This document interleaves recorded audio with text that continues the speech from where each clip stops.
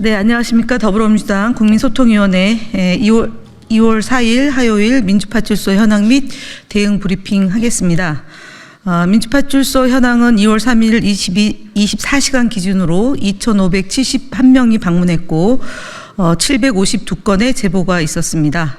매체별로는 네이버가 29.12%로 제일 높은 수치를 기록했고 그 뒤로 유튜브 19.15%, SNS가 8.78%, 커뮤니티가 5.85%로 제보되었습니다. 주요 제보된 내용에 이재명 암살단 관련 제보가 다수 접수되었습니다. 이재명 암살단이라는 카카오톡 오픈 채팅방이 운영 중이며 국민의힘 중앙회라는 네이버 밴드를 통해서 이재명 체포조를 만들자 활동하실 분들 신청하라. 조건은 무술 유단자 죽음이 두렵지 않은 자라는 모집글이 게시되어 참가자를 모집 중인 것으로 확인되었습니다. 국민소통위원회는 이러한 위험천만한 행위를 강력히 규탄하며 즉각적인 중단을 경고합니다. 특히 국민의힘 중앙회의 불법적이고 반민주적인 행위에 대한 사실관계를 국민의힘은 신속하게 확인하고 즉각 조치를 취해 줄 것을 요구합니다. 정치가 결코 혐오와 폭력이 장이 되어서는 안 됩니다. 국민소통위원회는 해당 활동에 대해 지속적으로 모니터링하고 강력히 대응할 것입니다. 아울러 당대표에 대한 경호 강화를 해달라는 국민들의 요구가 높다는 점 또한 알고 있습니다. 안전조치를 더 강화시키겠다는 말씀을 드리겠습니다. 민주주의는 폭력이 아닌 대화와 토론을 통해 발전해야 됩니다. 어떠한 유혹과 폭력도 이를 흔들 수 없다는 점에 분명히 밝힙니다.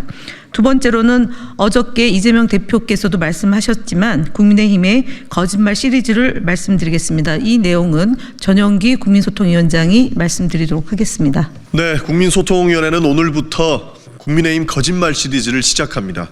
공당의 거짓말은 개인의 거짓말보다 훨씬 더 큰 공신력을 가지고 있으며 그 파급력은 언론과 사회를 통해 끊임없이 재생산됩니다. 이는 결국 국민들의 정치에 대한 신뢰를 무너뜨리고 민주주의의 근간을 위협하는 결과로 이어질 수밖에 없습니다. 이에 국민소통위원회는 국민의힘의 거짓 주장과 왜곡된 정보를 바로잡고 국민들에게 정확한 사실을 알리기 위해 이 시리즈를 기획했습니다. 국민의힘 거짓말 시리즈 첫 번째입니다. 지난 2월 2일 권성동 원내대표의 기자간담회에서 나온 거짓말입니다. 먼저 권성동 원내대표는 기자간담회에서 민주당이 4.1조 원의 규모의 민생 예산을 삭감했다고 주장했습니다.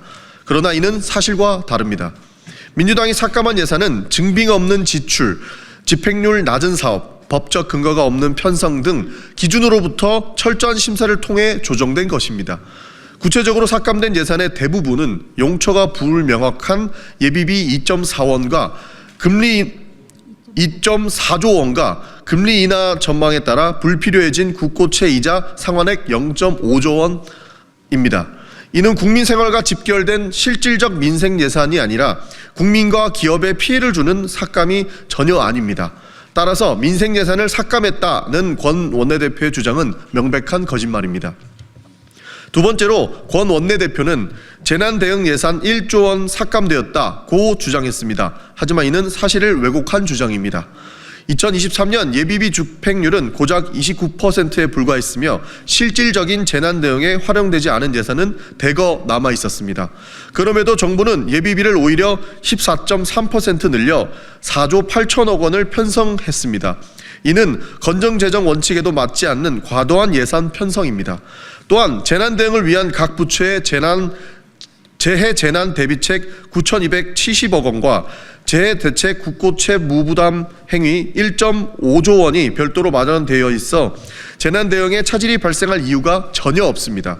세 번째로 권 원내대표는 민주당이 R&D 예산을 대폭 삭감했다고 비난했습니다. 그러나 이 역시 사실이 아닙니다. 민주당은 R&D 예산을 단독으로 삭감한 적이 없습니다. 여야는 예산심사 과정에서 유사 중복 과제나 연내 집행이 어려운 사업에 대해 합의 통해 결정을 내렸습니다. 즉 이는 여야가 함께 책임지고 결정한 사안이며 민주당만의 일방적인 조치가 아닙니다. 권 원내대표의 주장은 여야 합의 과정을 무시한 왜곡된 발언에 불과합니다. 마지막으로 권 원내대표는 이재명 대표를 겨냥해 민생의 진심이라면 여야정 협의체에 복귀해야 한다고 주장했습니다. 그러나 이는 사실을 왜곡한 발언입니다. 여야정 협의체가 정상적으로 가동되지 못하는 이유는 국민의힘이 추경안에 반대하며 실무회의에 전혀 참석하지 않았기 때문입니다.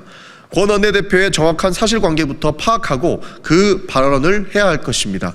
여야정 협의체가 가동되려면 권성동 원내대표의 진심부터 보여주셔야 할 것 같습니다.